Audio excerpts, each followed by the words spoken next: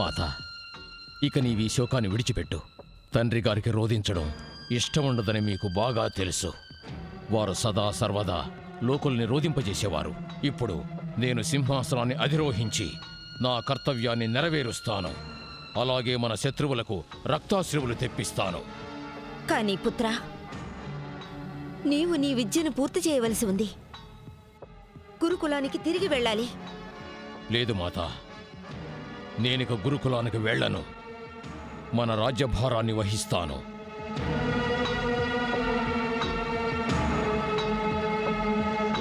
నారాయణ నారాయణ నారాయణ.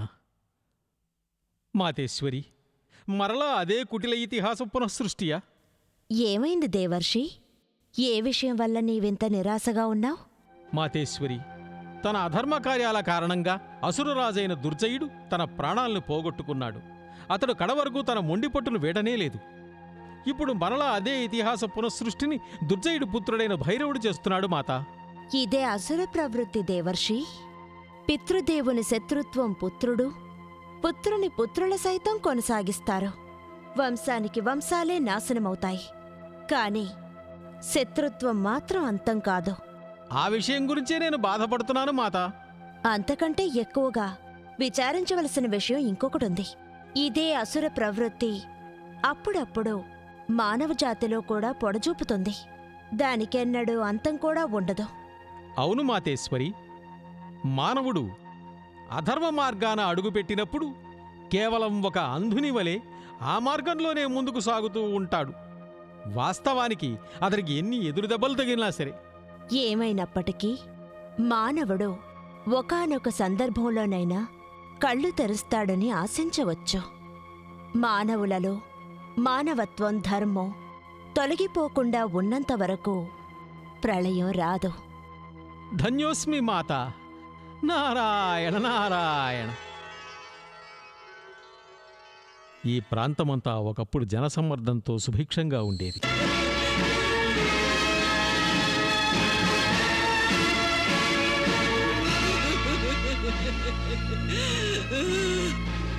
రామచంద్ర, ఇదే తాటకి.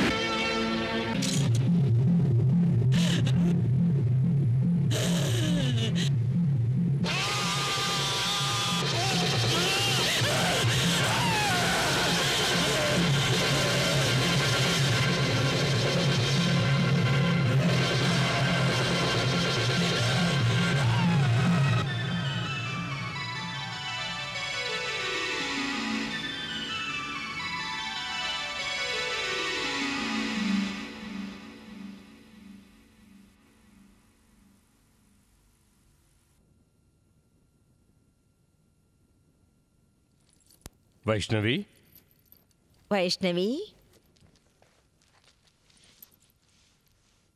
వైష్ణవి, బాల్యదశలో నువ్వు ఆటపాటలతో ఆనందిస్తూ ఉండాలి. మరి నువ్వు ధ్యానం చేస్తూ కూర్చున్నావే? పితృదేవా, అన్నిటికంటే ఎక్కువ ఆనందం ప్రభువును ధ్యానించడంలోనే కలుగుతుంది. నేను ప్రభువును ధ్యానిస్తూ ఆయన పేరే చెప్పిస్తున్నాను. శ్రీరామ శ్రీరామ శ్రీరామ. శ్రీరామచంద్రుడా? అవును మాతా. నేను శ్రీరాముని ధ్యానం చేస్తూ నా మనోనేత్రంతో ప్రభు దర్శనం కూడా చేసుకున్నాను. అంటే దీనర్థం ప్రభు నీకు తన దర్శనాన్నిచ్చి అనుగ్రహించాడా? అవును పితృదేవా, నేనాయన్ని రాక్షసైన తాటకిని వధిస్తుండగా కూడా చూశాను. నిజమా? ఇది చాలా పెద్ద శుభవార్త. పితృదేవా, అధర్మురాలైన రాక్షసి తాటకి వధని చూస్తుంటే ఎంతో ఆనందం కలిగింది. వైష్ణవి, తర్వాతేమైందో చెప్పు. శ్రీరామచంద్రుడు ఇప్పుడేం చేస్తున్నాడు? చెప్తాను మాతా. ఈ సమయమున శ్రీరాముడు తన భ్రాత అయిన లక్ష్మణునితో పాటు విశ్వామిత్ర మహర్షి యజ్ఞాన్ని రక్షించడానికి ఆయనతో పవిత్ర స్థానమైన సిద్ధాయతనానికి వెళ్తున్నాడు. పితృదేవా, మనం రామచంద్ర ప్రభువుని దర్శించుకోవడానికి ఎప్పుడు వెళ్దాం? నారాయణ! చూశావా మాత, శ్రీరామచంద్రుని దర్శనం చేసుకోవడానికి వైష్ణవీ మాత ఎంత ఆతృత పడుతున్నదో. అవును దేవర్షి.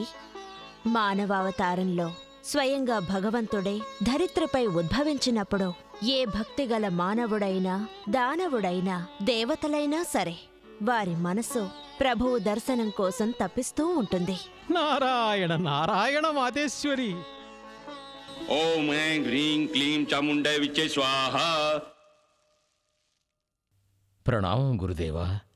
ఆయుష్మాన్ భవ. నేను రాజ్యాధిపతినైనందువల్ల రత్నాకరుడి రాజ్యం మీద దండెత్తాలనుకుంటున్నాను. నేను యశస్విని కావాలని దీవించండి గురుదేవా. వీల్లేదు భైరవ. గురుదేవా, నా ఆశీర్వాదం సదా నీ వెంట ఉంటుంది. కానీ రత్నాకరుడిపై దాడి చేయడానికి నేను అనుజ్ఞ ఇవ్వలేను. ఎందుకు గురుదేవా, ఎందుకు? మీకు నా బాహుబలం మీద, నా శౌర్యం మీద, నా పరాక్రమం మీద సందేహమా? శంకిస్తున్నారా? లేదు రాక్షసరాజా, నేను కేవలం వైష్ణవి భయంకర మాయ గురించి ఆలోచిస్తున్నాను. రాక్షసరాజా భైరవ, దుర్జయ మహారాజు మహామాయావి. కానీ వైష్ణవిని అతని మాయ ఏమీ చేయలేకపోయింది. పైగా వైష్ణవి మాయకు అతడు గురై మృత్యువు వాత పడినాడు. నేను అందుకే ప్రతీకారం తీర్చుకోవాలనుకుంటున్నాను గురుదేవా. అవశ్యం తీర్చుకో, అవశ్యం తీర్చుకో రాక్షసరాజా. కానీ ప్రతీకారం తీర్చుకోవడానికి ఈ తొందరపాటు సముచితం కాదు. నేను అతి త్వరలో వైష్ణవిని వధించాలనుకుంటున్నాను గురుదేవా. కానీ తమరు నాకు పిరికి పాఠాలు బోధించాలని చూస్తున్నారా? ఇక నేను ఉపేక్షించలేను. ఏది ఏమైనా సరే నిన్ను నీవు నిగ్రహించుకోవాలి రాక్షసరాజా. అదే ఎందుకు గురుదేవా? ఎందుకంటే భైరవ, నీవు తపస్సు చేసి వైష్ణవి కంటే అధిక శక్తులను పొంది ఆమెను ఓడించే సామర్థ్యం వచ్చే వరకు నేను నీకు దాడి చేయడానికి ఆజ్ఞ ఇవ్వలేను. అలాగే గురుదేవా, నేను మీ మాటల్ని బాగా అర్థం చేసుకున్నాను. ఇప్పుడు నేను తపస్సు చేస్తాను, సిద్ధుల్ని పొందుతాను. అప్పుడు ఆ వైష్ణవి మీద ప్రతీకారం తీర్చుకుంటాను. నన్ను ఆశీర్వదించండి గురుదేవా. నీ తపస్సు ఫలించుగాక. ఆజ్ఞ ఇవ్వండి గురుదేవా.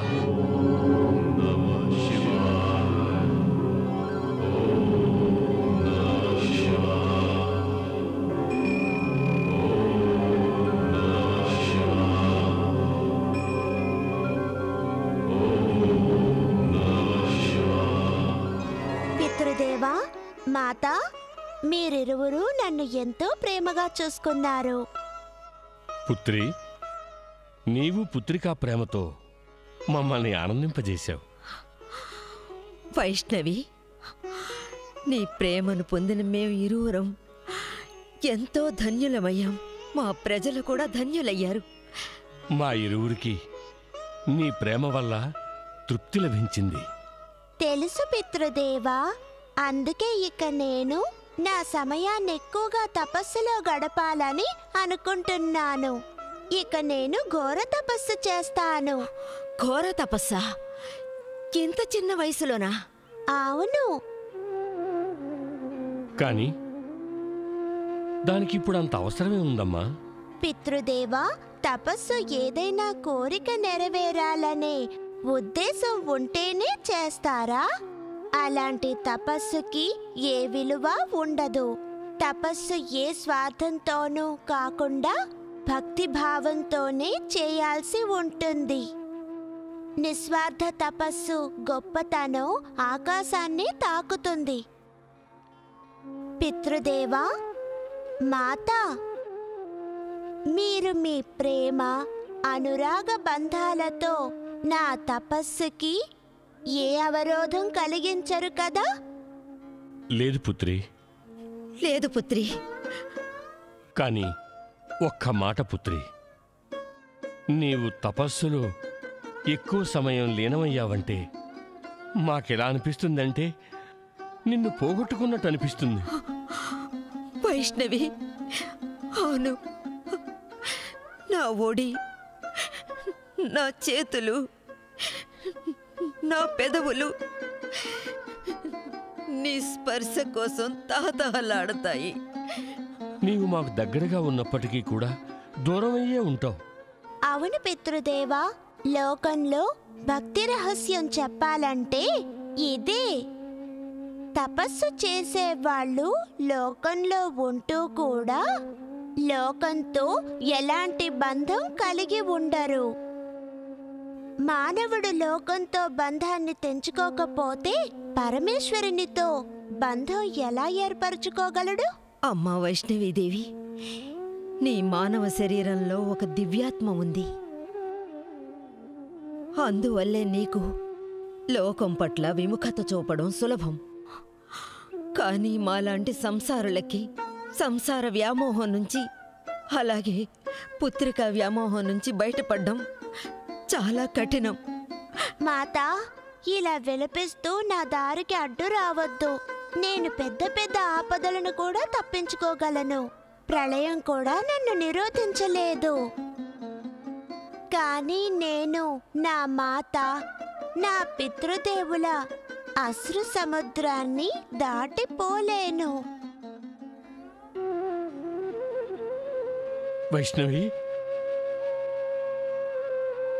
మీ ఇరువురికి ఇష్టం లేకపోతే అప్పుడు నేను మీ ఇరువురి మమకారానికి నా తపస్సుని పణంగా పెడతాను. వద్దు వైష్ణవి, వద్దు. నువ్వు చేసే ఇంత పెద్ద త్యాగానికి ప్రత్యుపకారంగా మేము నీకు ఏం చెయ్యగలం? అమ్మా వైష్ణవి, నీ కృపాభారం మా మమకారం మీద ఎంతుందంటే నేను 100 జన్మలు నీ కోసం తపస్సు చేసినా కూడా నేను ఆ భారాన్ని దించుకోలేను. సంతానం మాతాపితృలకి ఏ ఉపకారం చెయ్యరు మాతా. నేను మీ ఇంట జన్మించడం కేవలం నిమిత్తం మాత్రమే.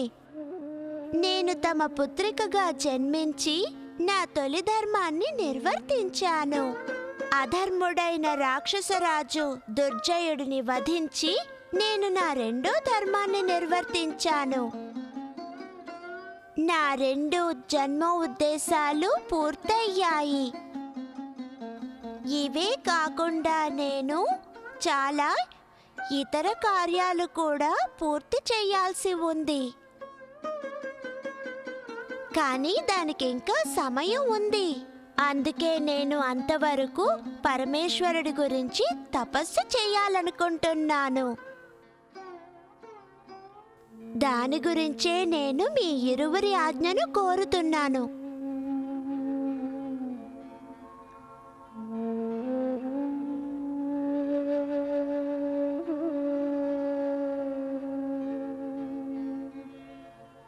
లేదు, ఇలా అశ్రులు చిందిస్తూ కాదు, నవ్వుతూ నాకు అనుజ్ఞనివ్వండి.